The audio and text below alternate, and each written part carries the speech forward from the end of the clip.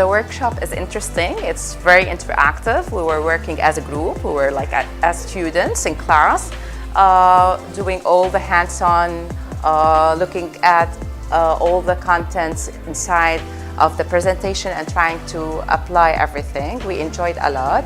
And this is what students have to do in class, to have hands-on activities all the time and to be prepared for the future, for the career life, for problem solving, innovative ideas.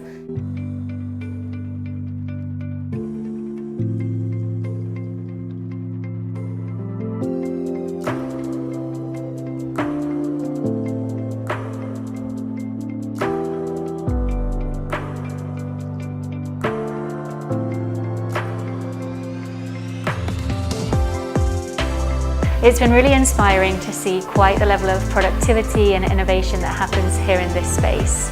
I'm an educator and I'm very passionate about STEAM, and hearing the passion come from the team is really igniting everyone's excitement for this amazing possibility. I think the ideas that they're bringing to schools are exciting and relevant and practical and hands-on, which is what all of our teachers need to develop a love for STEAM and to develop passion in the students and a real belief that anything is possible.